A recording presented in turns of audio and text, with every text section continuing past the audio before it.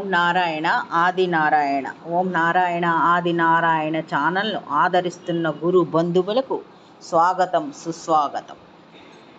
ఓం నారాయణ ఆది నారాయణ. ఓం శ్రీ భగవాన్ వెంకయ్య స్వామి. ఆశ్రిత జనరక్షకుడు దేనజన బాంధవుడు శ్రీ భగవాన్ వెంకయ్య స్వామి వారి పాద పద్మములకు నా ప్రణామములు. సమస్త సగుణ రూప నిర్గుణ రూప గురుదేవుల పాద పద్మములకు నా నమస్సుమాంజలి.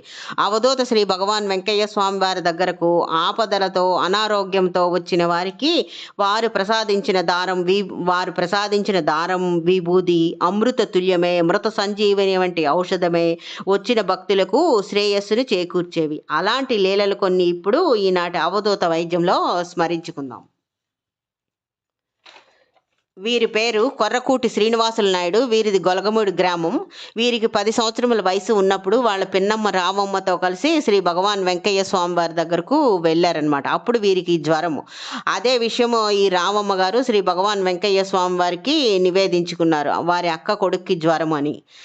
అప్పుడు స్వామివారు శ్రీ భగవాన్ వెంకయ్య స్వామి వారు మంత్రించి దారం ఇచ్చారు. ఇలా అన్నారనమాట, అదేమి చెయ్యదులేమ్మా అన్నారు.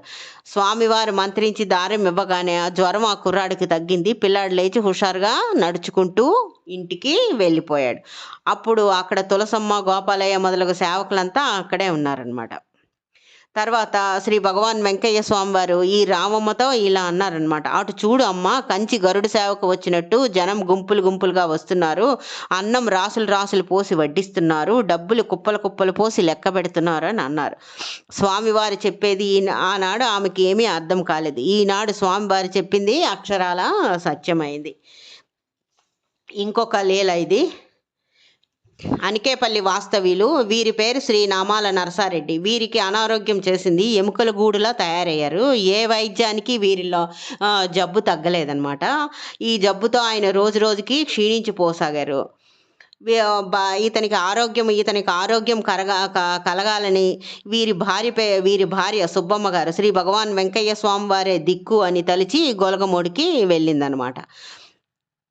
స్వామివారిని దర్శించుకొని ప్రణామం చేసుకొని స్వామివారికి ఎదురుగా కొంత దూరంలో ఆమె కూర్చుందనమాట. ఆ సమయంలో శ్రీ భగవాన్ వెంకయ్య స్వామి వారు ఓ గుడ్డను చించి సన్నటి దారాలుగా తీస్తూ అక్కడ వచ్చిన భక్తులందరికీ ఇస్తున్నారనమాట. అప్పుడు సుబ్బమ్మ కూడా ఈ గురుదేవ స్వామివారి దగ్గరికి వెళ్ళి, స్వామి మా వారికి చాలా జబ్బుగా ఉంది అని విన్నవించుకుందామే. వెంటనే శ్రీ భగవాన్ వెంకయ్య స్వామివారు అమ్మ అటువైపు తిరిగిరా అని చెప్పారనమాట. అటువైపు తిరిగి వచ్చిన తర్వాత ఆమెకు దారము ఇస్తూ ఇలా అన్నారు స్వామివారు, అమ్మ ఈ దారం కడితే మీ ఆయనకి ఇంకా 2 ఏండ్ల వరకు డోకా లేదు, బాగుంటుంది అని అభయం వసంగి ఆ ప్రసాదంగా వారి రక్షాదారం ప్రసాదించారు ఈ సుబ్బమ్మ గారికి. భగవాన్ వెంకయ్య స్వామి వారు ప్రసాదించిన ఆ దారాన్ని ఈమె ఇంటికి తీసుకొని వెళ్ళి చిక్కి శల్యమే మంచంలో ఉన్న భర్తకు ఓం నారాయణ ఆది నారాయణ అని మా గురునామ జపంతో మంత్ర జపంతో దారం కట్టింది. అది మొదలు ఆయన యొక్క ఆరోగ్యం క్రమేపీ బాగుపడింది. సంపూర్ణ ఆరోగ్యవంతులు అయ్యారు అతను. తర్వాత ఇంకొక లీల ఇది.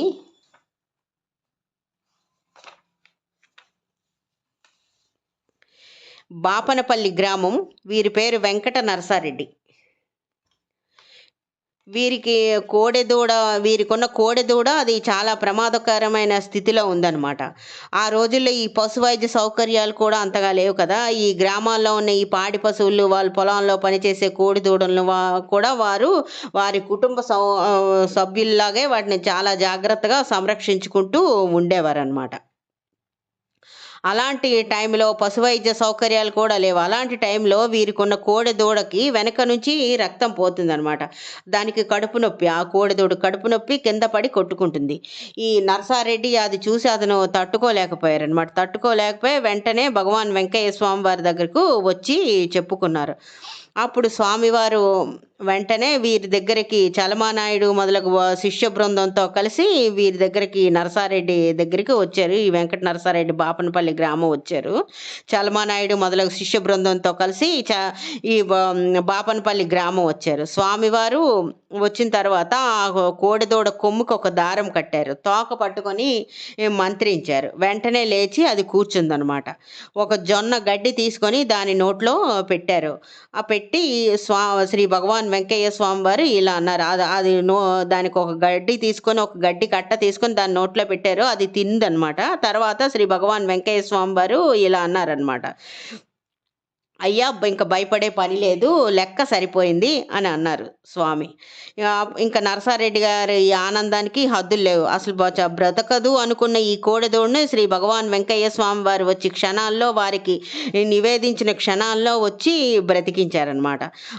శ్రీ స్వామివారు తనని నమ్ముకున్న వారికి ఏ కష్టం వచ్చినా సత్వరం పరిష్కరించడంలో స్వామివారికి సాటి మరొక్కరు మరి ఎవ్వరూ లేరు. తనని నమ్ముకున్న వారికి ఏ కష్టం వచ్చినా సత్వరం పరిష్కరించడంలో శ్రీ భగవాన్ వెంకయ్య స్వామి వారికి సాటి మరొకరు లేరు అన్నది నిర్విదాంశం.